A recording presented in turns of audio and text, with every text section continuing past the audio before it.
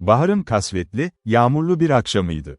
Missouri eyaletinin güneyindeki küçük kulübede bir anne ve oğlu oturuyordu. Yerleşim, Martinsville adını taşıyordu. Bu isim, küçük öncü grubunun liderine verilmişti. Aylar önce Kentucky'den yola çıkmışlar, Mississippi Nehri'ni geçerek o dönemde Louisiana olarak bilinen topraklara ulaşmışlardı. Tam olarak 20 kulübe vardı. Ve hepsi sağlamlık, dayanıklılık ve konfor düşünülerek inşa edilmişti.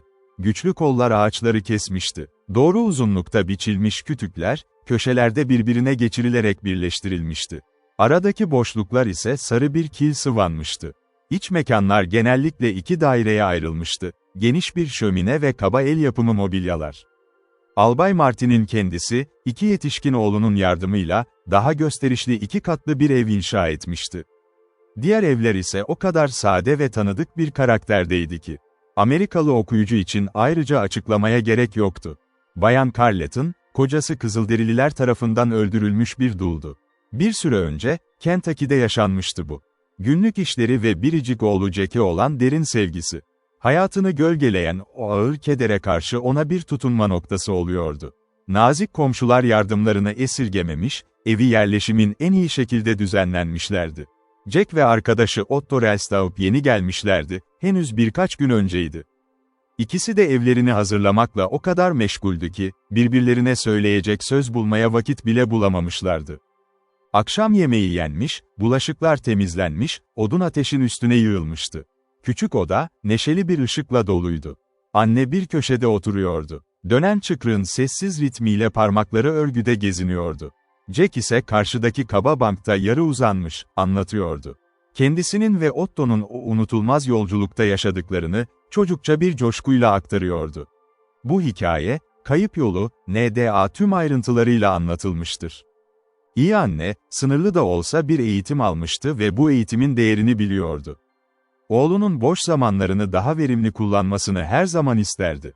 Jack yaşına göre oldukça bilgiliydi. Çünkü hiç kimse, onun kadar iyi bir öğretmen, danışman ve dosta sahip olamamıştı. Şimdi bile, okuyucuya yeniden tanıtıldığı bu sahnede, elinde eski usul bir yazım kitabı tutuyordu. Derse dikkatini vermeye çalışmıştı. Ama çocuklar gibi, zihni bir o yana bir bu yana dolaşıyordu. Annesi ise ateşin karşısından ona sevgiyle bakıyor, sohbetini duymaktan büyük mutluluk duyuyordu. Sorular sorup yanıtlamasına gönülden izin veriyordu. "Deerfoot'u hiç görmedin değil mi anne?" diye sordu Jack, birden anlatısının ortasında duraklavarak. "Evet, onu gördüm," dedi annesi. "Babanın hayatını kurtardı." "Ne?" diye bağırdı Jack, doğrulup annesine baktı. Ağzı açık, gözleri meraklıydı. "Bunu daha önce hiç duymamıştım. Deerfoot sana söylemedi mi?" "Böyle bir şey ima etmedi. Bir keresinde babamın ölümünü ve seni sordu ama. Ben bunu sadece doğal bir ilgi olarak düşündüm. Kendi kaybımdan hareketle hissederdim zaten. Ama anne, anlat. Nasıl oldu?" "Babanın ölümünden birkaç ay önce yaşandı," dedi annesi yavaşça. "Birkaç günlüğüne eve güneyindeki ormana ava gitmişti. Derin bir vadide kamp ateşi yaktı. Çalılıklar o kadar yoğundu ki, kendini güvende hissetti. Gece çok soğuktu ve kar yağıyordu. Üstelik bütün gün hiçbir şey yememişti. Tam alacakaranlıkta vurduğu yabani hinduyu ateşte kızartmaya başladı. Ateşi yakıp akşam yemeğini yedi, uzanmak üzereydi ki, genç bir Kızılderili ormandan çıkageldi. En iyi İngilizcesiyle, onun dostu olduğunu söyledi. Baban, bana o güne dek gördüğü en zarif ve yakışıklı genç olduğunu anlattı." "O Deerfoot'tu," diye sevinçle haykırdı Jack. "Hiç şüphe yok," dedi annesi. "Çünkü baban, adının bu olduğunu söylediğini anlattı. Kendi halkının ona ne dediğini ise unuttum. Baban anlattı. En sessiz bir şekilde, bir Şavano grubunun ona çok yakın olduğunu söylemişti Deerfoot. Tüfeğin sesini duymuşlar, ne anlama geldiğini anlamışlardı. Onu yakalamak için tuzak kuruyorlardı. Deerfoot onları görmüş, durumu anlamıştı. Eğer baban 5 dakika daha o yerde kalsaydı, hiçbir şey onu kurtaramazdı." Sessizlik. Kalmadı. Deerfoot'un rehberliğinde tehlikeden sıyrıldı. Bütün gece yürüdüler ve şafak söktüğünde her tehlikeyi geride bırakmışlardı. Deerfoot onu, güvende olduğundan kesin olarak emin olana kadar terk etmedi. Sonra, baban teşekkür etmek için döndüğünde, çoktan gitmişti. Gölge gibi sessizce, kaybolup gitmişti. Bu tam da Deerfoot gibiydi, diye bağırdı Jack, gözleri parıldayarak. O bana Washington gibi geliyor. Kaç tehlike yıl yüz yüze geldiyse, parmağında bile bir yara izi olduğuna inanmıyorum. Kaç kez ateş edildi bilmiyorum ama Washington gibi, o da büyülenmiş bir hayat taşıyor. Ciddi anne başını salladı. Örerken ona baktı ve yanıtladı. Bu dünyada böyle bir şey kesin olarak bilinemez. Büyük ihtimalle o da düşecek. Düşmanın bıçağına ya da mermisine. Sanırım herkes gibi vurulabilir. Ama onu geçmek için bir Kızılderili'nin çok akıllı olması gerekir.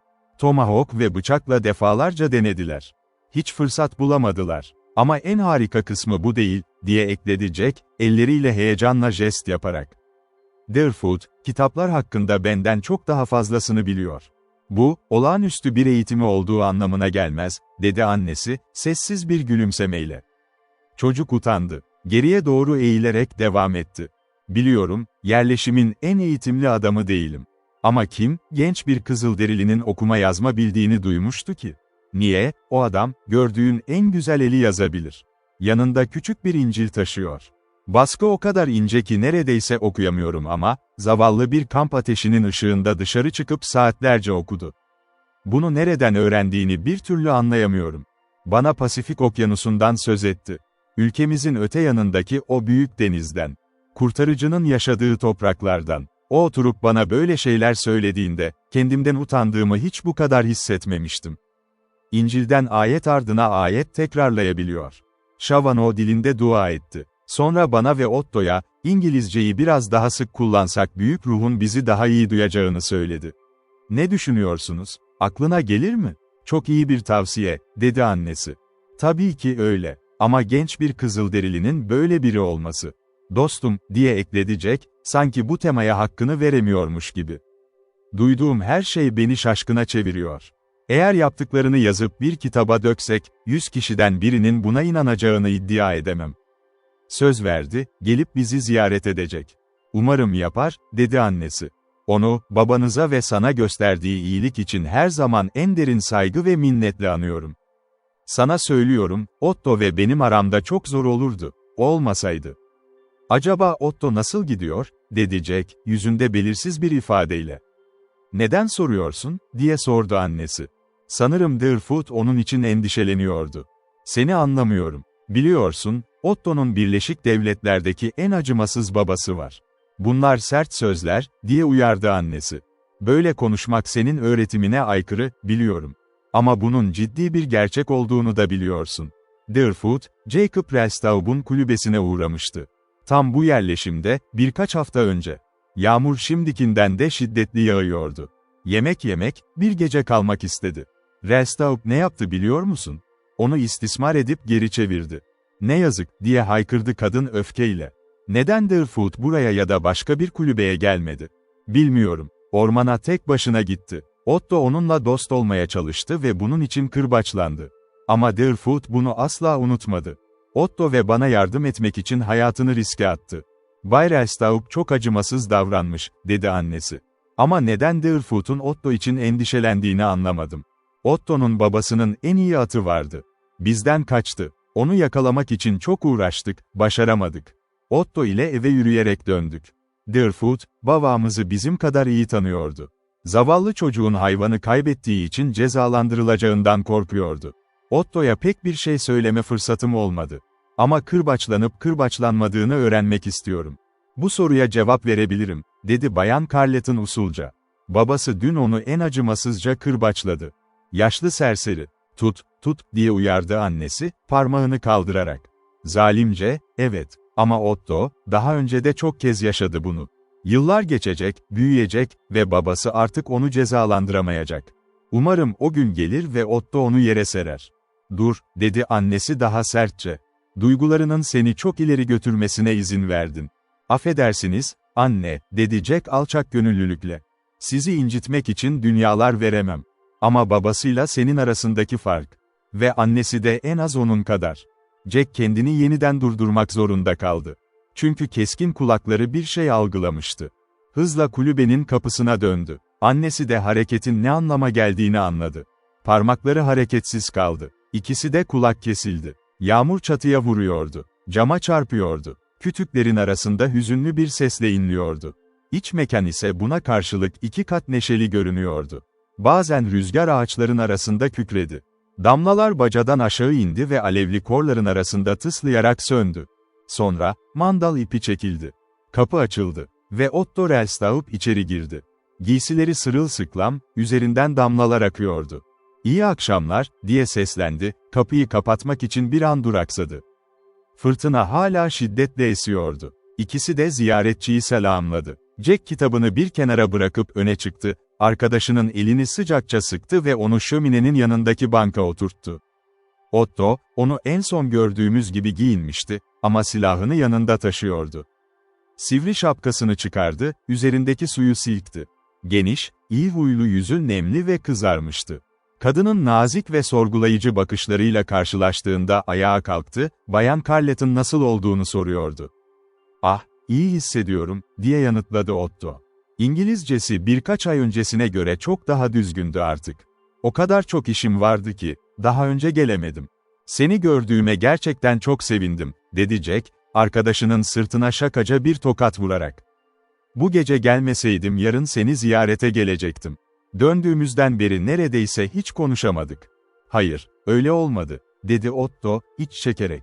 "Baba, oyunda harcadığım zamanı telafi ettirmek için beni daha önce hiç olmadığı kadar çalıştırıyor." "Jiminy, bence hiç de oyun değildi, değil mi Jack? Yaşadığım en kötü oyundu. 2 çocuk hiç bu kadar hayatları için çalışmamıştı. Biz de öyle yaptık.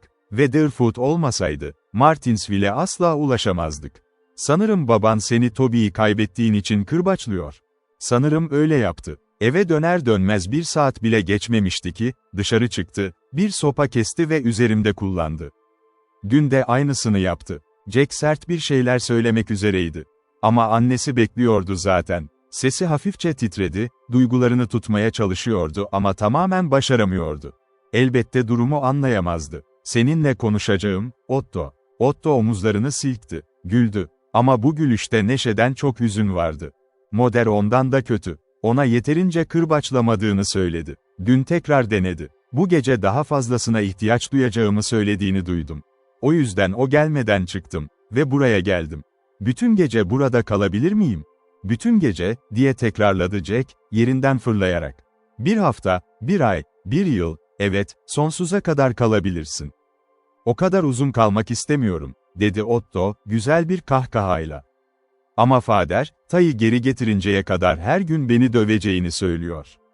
"Pekala," dedi Jack, dudaklarını sıkarak. "Geri dönmeyeceksin ta ki atı bulana kadar, 5 yılda sürse." "Baban, hayvanı bulana kadar uzak durmanı söyledi mi?" diye sordu Bayan Carleton. "Sadece onu geri getirene kadar," dedi. "O zaman ona itaat etmen uygun olur." Otto başını salladı. Duygularının kendine ait olduğunu gösterircesine odaya baktı.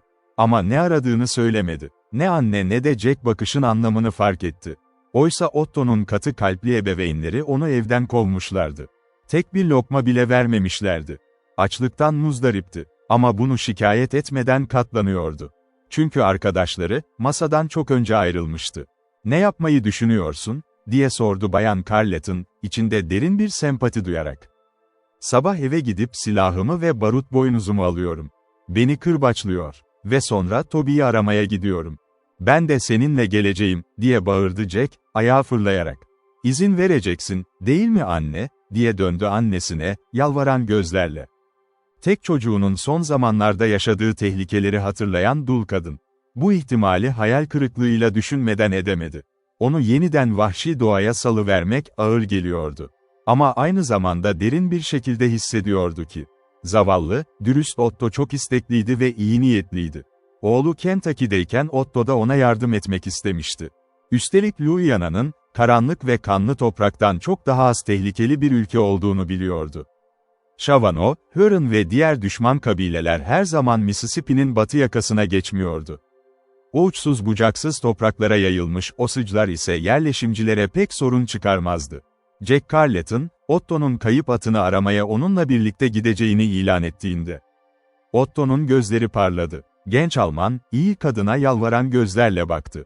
Bayan Carleton rızasını verdi. Bol miktarda annelik tavsiyesiyle birlikte. Çocuklar saygıyla dinlediler. Ama dürüst olmak gerekirse, ikisinin de düşünceleri çoktan uzaklardaydı. Yeşil ormanların arasında, pırıl pırıl akan derelerin kıyısında, uçurumların gölgesinde ve kasvetli dağların yamacında dolaşıyordu. İlk yerleşimcilerin ve eski usul insanların takdire değer alışkanlıklarından biriydi bu. Erken yatmak ve erken kalkmak. Fakir Richard'ın o ünlü sözüne inanırlardı: erken yat, erken kalk, insan sağlıklı, zengin ve bilge olur. Saat henüz 9'u bulmamıştı ki Jack ve Otto, planladıkları sefere duydukları tüm heyecana rağmen, gönüllü olarak çekildiler. 5 dakika geçmeden ikisi de uyuyakalmıştı. Başlar yastığa değmişti ve uyku geldi. Annesi ise onlar çekildikten sonra bir süre daha ateşin yanında kaldı. Küçük beyaz parmakları ileri geri kaydı. Açık kahverengi gözleri ise iğnelerin ve şöminenin parlayan kömürlerinin çok ötesine bakıyordu. Düşünceleri hüzünlüydü. Her zaman yalnız otururken olduğu gibi, o karanlık zamana döndü yeniden. Sevdiği kocanın, onu ve küçük oğullarını korumak için mücadele ettiği o korkunç ana. Ama bu gece kocasından çok çocuğunu düşünüyordu. Ona ne kadar benzediğini görüyordu. Ve yakında yeniden vahşi doğaya çıkacağını hatırlayınca tüyleri diken diken oldu. Günlerce, belki haftalarca kaybolacaktı. Ve bir daha geri dönmeyebileceği ihtimali. Gece ilerledikçe fırtınanın öfkesi azaldı. Gece yarısından sonra yağmur tamamen durdu. Rüzgar zaman zaman güçlü esiyordu. En iri ağaçların başlarını eğip büküyordu. Sabah yaklaştıkça o da yatıştı. Ve güneş doğdu. O güne dek görülmüş en güzel sabahlardan birinde. Güneş henüz ufkun üzerinde belirirken, kulübenin sakinleri onu karşılamak için hazırdı. Çocukların morali yüksekti. İkisi de bu güzel sabahın iyi bir işaret olduğunu hissediyordu. "Sana söylüyorum, kazanacağız," dedi Jack, dudaklarını sıkarak başını sallayarak. "Babanın dediği gibi, kemiklerime kadar hissediyorum bunu. Tıpkı fırtına gelmeden önce hissettiğim gibi." "Öyle düşünüyorum ben de," diye onayladı Otto. Tek rahatsızlığı mideydi. Aşırı açlıktan kıvranıyordu. "Siz ne düşünüyorsunuz, Bayan Carleton?" "Hayal kırıklığına uğramamanızı umuyorum. Söyleyebileceğim en fazla bu." Jack'in başarıyı hissetmesi, onun için ormanda macera yaşama sevincinin ta kendisi zaten. "Kahvaltı yapalım, sonra eve gidip yolculuğa hazırlanırsın." Masaya oturdular. Otto'nun açlığı neredeyse doymuştu ki. Gülümseyerek arkadaşlarına söyledi. Bu 24 saatte tattığı ilk yemekti. Şoke oldular. İkisi de onu azarladı. Neden önceki akşam söylememişti bunu? Otto felsefi bir cevap verdi. "Eğer söyleseydim, bu yemeği şimdi yaşadığım gibi sonuna kadar tadamaz mıydım?" Bayan Carleton o sabah, Otto'nun keşif gezisine katılmasına izin vermeden önce, ebeveynleriyle bir kez daha konuşulması gerektiğini düşündü. Böyle bir girişime izin vermek istemeyebilirlerdi. Ama zavallı çocuğun açlıktan ne kadar acı çektiğini öğrenince, duyguları değişti. Öfkesini güçlükle bastırdı. O zalim insanla hiç konuşulmadığı kadar sert konuşmaya karar vermişti. Ama oğullarının yanında sabırsızlıkla kaçmasına bir söz etmedi.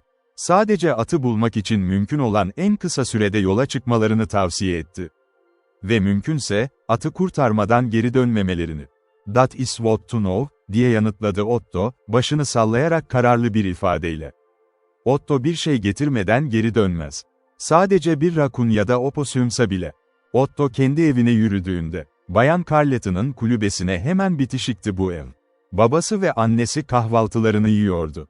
İçeri girince somurtarak baktılar. Annesi, inanılmaz bir katı kalplilikle sadece Almanca sordu. "Kaybettiğin Toby nerede?" "Nasıl bilebilirim ki anne, ormanda olduğundan başka bir şey söyleyemem. Onu geri bulmak için çok uğraştım. Deerfoot olmasaydı hayatımı kaybederdim. Ama o da gitti. Sana gidip onu getirinceye kadar geri gelmemeni söylemedim mi?" diye sordu baba, oğluna öyle sert bir bakış attı ki. Neredeyse boğacak gibiydi. "Söyledin, söyledin. Ama dün gece hiçbir şey yapamıyordum. Çok karanlık ve fırtınalıydı. Silahımı ve mühimmatımı almaya geldim."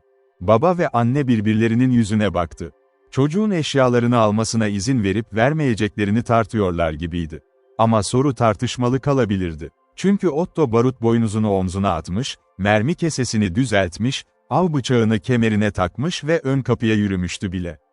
Orada durdu ve geriye döndü. "Gitmeden önce kahvaltı yapamaz mıyım?" "Hayır," diye bağırdı baba. "Git, kaybettiğin tayı geri getirene kadar evimin altında tek ağzın bile yemeyeceksin." O masada ne varsa zaten kimse istemez, dedi çocuk. Yeterince öfkelendiğinde öyle karşılık verebiliyordu işte. Bir öğün yedim, o bir öğün, onlarca kez daha değerliydi. Hoşça kalın. Ve şaşkın ebeveynler, bu gençliğin cüretinden kendilerini toparlayamadan. Otto çoktan yoktu. Jack Carleton'un evine vardığında, Jack bekliyordu. Başlamak için sabırsızlanıyordu. Jack annesine birkaç kez veda öpücüğü vermişti. O sevgi dolu sarılmayı bir kez daha tekrarladı. İkisinin de gözleri yaşla doluydu. Anne, kulübenin kapısında durdu. Elini gözünün üstüne siper etti. Ve ikisi ağaçların arasında gözden kaybolana kadar baktı. Baktı. Yerleşimde görevlerini sürdüren birkaç öncü, çocuklara ne yaptıklarını sordu. Albay Martin onlarla el sıkıştı, ilgilenilen işin tüm ayrıntılarını öğrenmek istedi. Yaşı ve konumu sayesinde böyle sorular sorabiliyordu. Tam yetişkin erkeklere bile sormazdı bu kadar. Otto dürüstçe yanıtladı. Albay sert bir şekilde gülümsedi ve başını salladı. O atı bir daha bulma şansın çok az.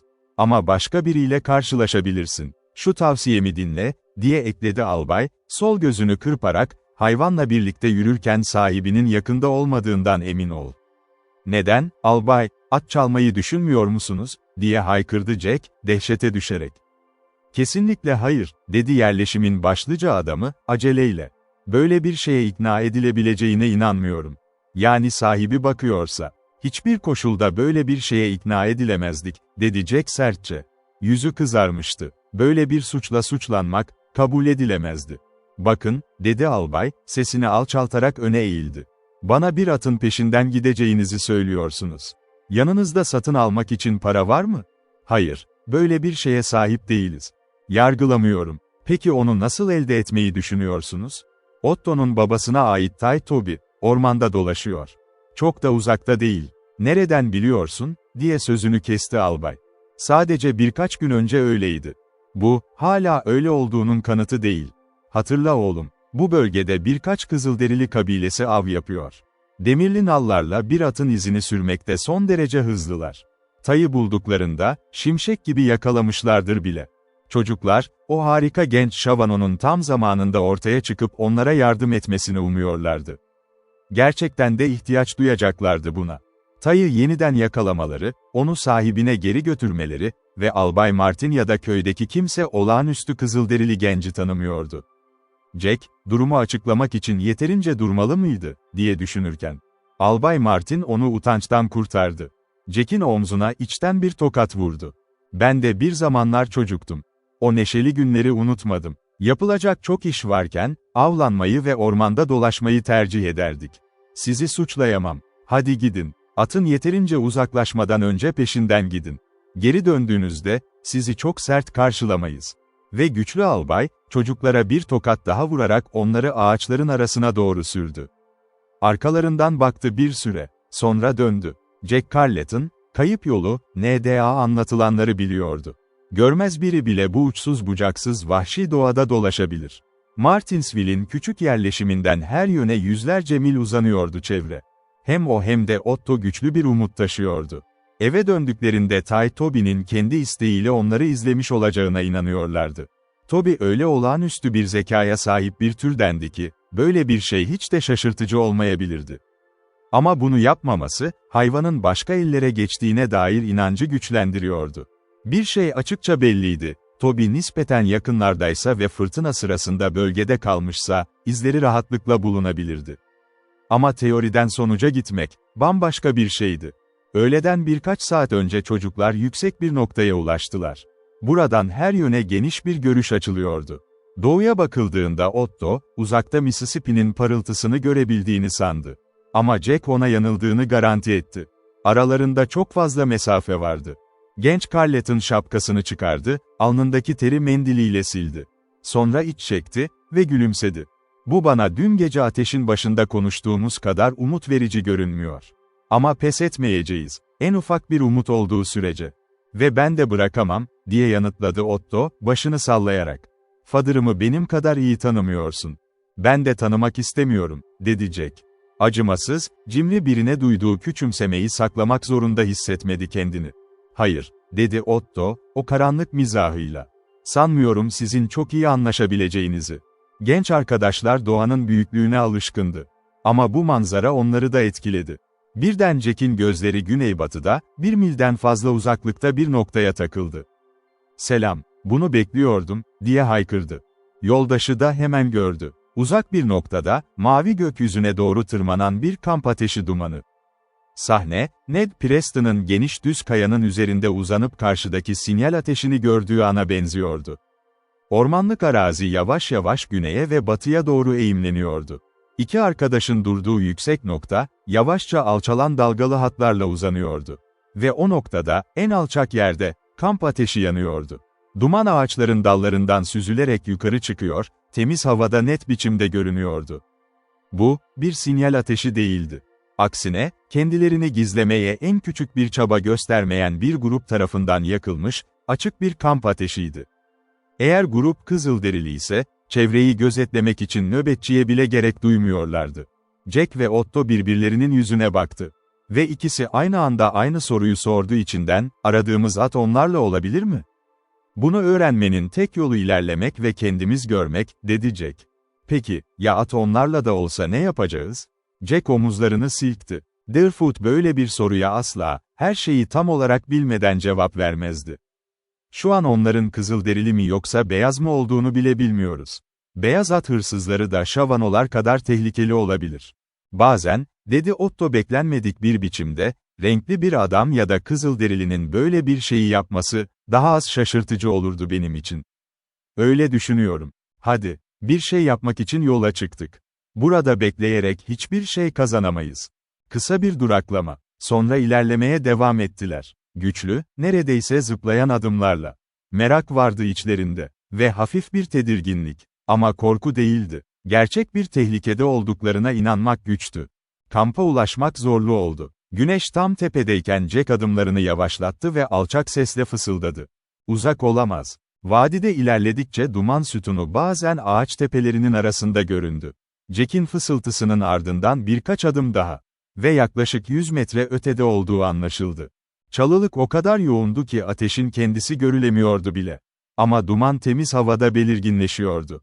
"Şimdi ne yapıyoruz?" diye sordu Otto. "Kim olduklarını görene kadar ilerliyoruz. Ya gördükten sonra? Göreceğiz. Hadi." Sessizce ilerliyorlardı. Düşman kampına sızan keşifçiler gibi dikkatliydiler. Bu, en basit ihtiyat tedbiriydi. İhmal etmek, acelecilik olurdu. "Bekle," diye fısıldadı Otto. "Ben bir taraftan, sen diğer taraftan dolaşalım." "Buna gerek yok," diye araya girdi Jack. "Tehlikedeyken ayrılmanın ne anlama geldiğini öğrendik. Yanımda yürüyebilirsin." "Peki," dedi Otto, öneriye uyarak. Birkaç adım daha. Ağaçların arasında kırmızı bir şey parladı. Aynı anda duman göründü. Sonra sesler. Ve yerde uzanan, gevşek pozisyonlarda oturan insanlar. Bazıları devrilmiş ağaca yaslanmıştı. 2 kişi geyik eti kızartıyordu. Diğerleri için akşam yemeği hazırlıyorlardı sanki. Çoğunluk kırmızı kilden pipolarını tüttürüyordu. Parti, zorlu bir yürüyüşün ardından dinleniyordu. Tam 10 kişi vardı. Ve hepsi Kızılderiliydi. Jack hangi kabileye ait olduklarından emin değildi. Ama Shavano ya da Huron olmadıkları belliydi. Osage olduklarına kanaat getirdi. Ama yanılıyor da olabilirdi. Bu yabancı Kızılderililerde birkaç tuhaflık dikkat çekiyordu. Huron ve Shavanolardan belirgin biçimde daha kısaydılar. Şiirsel Amerikan Kızılderilisi gerçek hayattakinden çok farklıdır. Gerçekten yakışıklı bir savaşçıya ya da Squaw'a nadiren rastlanır. Genellikle kambur, uykulu, tembel, kirli insanlardır. Uzaktan büyüleyici görünmek, bunun en yanıltıcı yanıdır. Jack ve Otto'nun merakla seyrettikleri bu insanlar yalnızca daha kısa değil, daha tuhaf bir yüze de sahiplerdi. Gözleri daha küçük, daha domuz gibi ve birbirinden uzaktı. Elmacık kemikleri belirgin, alınları alçak ve eğimliydi. Jack, ağızlarının da tanıdığı Kızılderililerden daha büyük olduğunu iddia etti. Kendilerine daha yaklaşıp yaklaşmamayı tartışırken, her ikisi de farkında değildi, silahlarını yere koymuşlardı. Dikkatlerinin tamamı önlerindeki ilginç sahneye çevrilmişti. Doğal olarak, Kızılderili grubu açıktaydı. Eğer çocukları görebiliyorlarsa, Kızılderililer de onları görebilirdi. İkisi ayakta duruyordu. Kızılderililer ise kısmen çalılıkla gizlenmişti. Jack ve Otto olması gerektiği kadar dikkatli ve kuşkucu olsalardı. Önümüzdeki 10 dakikada yaşananlar şüphelerini uyandırmaya yeterliydi. İki savaşçı tüfeklerini devrilmiş ağaca yasladılar. Yavaşça kalktılar ve ormana doğru yürüdüler. Tam çocukların durduğu yöne doğru. Ama sonuncusu hareketi fark etti ve umursamadı. "Ne dersin?" diye sordu Jack, temkinli bir sesle. "İlerleyip tanışalım mı? Görebildiğimiz kadar at yok. Bence uzak durmak daha iyi." O an, en ufak bir uyarı olmadan, güçlü, bakır bir kol Jack Carleton'un omzunun üzerinden uzandı. Demir gibi bir kavrayış tüfeğini yakaladı ve onu yerinden aldı. Aynı anda tam olarak aynı hareket. Otto Rellstaub'un silahını da elinden aldı. İki arkadaş, tehlikeyi fark etmeden önce, çoktan esir alınmıştı. Korkuyla Jack Carleton topuğunun üzerinde döndü. Ve bir savaşçının geniş, gülümseyen yüzüyle neredeyse burun buruna geldi. Tüfeği geri almaya kalkışacakmış gibi hazır bekliyordu vahşi. Başını öne uzattı, çirkin yüzünde ayartıcı bir ifade yayılmıştı. Kendi dilinde çok hızlı bir şeyler mırıldandı. Hiçbir kelime anlaşılmadı ama mesajı açıktı. "Ah, ha, genç adam. Yakalandın. Artık kaçamazsın." Otto Rellstaub'un deneyimi ise biraz farklıydı. Tüfeğinin gittiğini ve yanında kıvrılmış bir kızılderili olduğunu görünce, panik içinde kaldı. "Aman Allah'ım," diye bağırdı. "Burası benim için en iyi yer değil. Ben başka bir yere gidiyorum." Geri dönmek için koştu. Ama savaşçı daha hızlıydı. İkinci adımında bileğini yakaladı ve öyle bir çekiş yaptı ki, Otto yüzüstü yere yayıldı. Jack, kırmızı adamların açıkça güldüğünü gördü. Arkadaşının huzursuzluğuna gülenler vardı arasında. "Onu serbest bırakamaz mısın?" diye seslendi. "Çok sıkı tutmazsa," diye yanıtladı Otto, kendini kurtarmaya çalışırken. Çocuklar yakalandığı anda bütün grubun dikkati onlara döndü. Tüm konuşmalar kesildi. Herkes ayağa kalktı. Genel bir gülümseme yayıldı yüzlere. Sanki ağaçların altındaki güneş ışıltısı gibi. "Faydasız," dedi Jack arkadaşına. "Onlar bırakmaya hazır olana kadar. Bize ne yapacaklar?" "Söylemek zor," yanıtladı genç Kentucky'lı, ciddi bir yüz ifadesiyle. "Şavanolar kadar kötü olmadıklarını umuyorum. Onlardan daha zalim olamazdı," dedi Otto gerçek bir gözlemle. Birkaç saniye içinde çocuklar tamamen savaş boyası olmayan Kızılderililerin kamp ateşinin çevresindeydi. Herkes ayaktaydı ve etraflarında toplanmıştı. Sanki kendi ırklarından daha önce hiç görmemiş gibi. Sürekli boğuk seslerle konuşuyor, gülümsüyor, başlarını sallıyorlardı. İkisi çocukların kaslarını çimdikleyerek test ediyordu. Jack şimdiye kadar hiç alarm vermek yerine, yumruğunu sıktı ve kolunu kaldırdı, elini ileri geri salladı. Sanki pazılarının gelişimiyle övünüyordu. Ama Otto içeriyordu. Böyle bir şeye dalacak ruh halinden çok uzaktı. Doğal olarak Kızılderililer yanlış bir şey hissetmiyordu mahkumlardan. Yerleşim sadece birkaç mil uzaktaydı. Öncülerden hiçbirine zarar vermemişlerdi. Avdaydılar. Böyle bir durumda, Kızılderililerin güvende olduğu açıktı. Jack, etrafında toplanan savaşçılar arasında anlayabileceği tek bir kelime duymamıştı. Amerikan ırkı, yanındakilerin dilini hemen kavramada hep göstermiş olduğu o hızı gösterdi şimdi. Kim bilir Samoset, Plymouth'taki ilk yerleşimcilere, "Hoş geldiniz, İngilizler," derken o kelimeleri nereden öğrenmişti? Jack kendine hakim olmayı çok daha iyi başarıyordu. Tanıyabileceği bir kelime için umutla dinledi. Hayal kırıklığına uğramış olsa da. Otto tehlikede değildi ve Jack de tam anlamıyla güvende değildi. Ama bir serinlik, barbarlar arasında bile hayranlık uyandırmış olmalı. Genç, grubun ortasında durdu. Kollarını kavuşturdu ve gülümseyerek itici yüzlere baktı. Hiçbiri kendi boyundan uzun değildi. Çocukları çeşitli yerlerinden çimdikledikten sonra Kızılderililer memnun göründü ve geri çekildi. Çoğu kütüklere yerleşti, diğerleri pipolarını yeniden yaktı. Aşçılar dikkatlerini geyik bifteklerine döndürdü. "Otto, sessizce oturalım," dedi Jack, kütüğün dibine yerleşerek.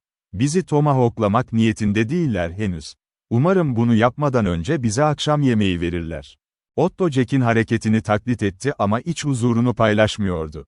Başını salladı. Rahatsız olduğunu belli etti.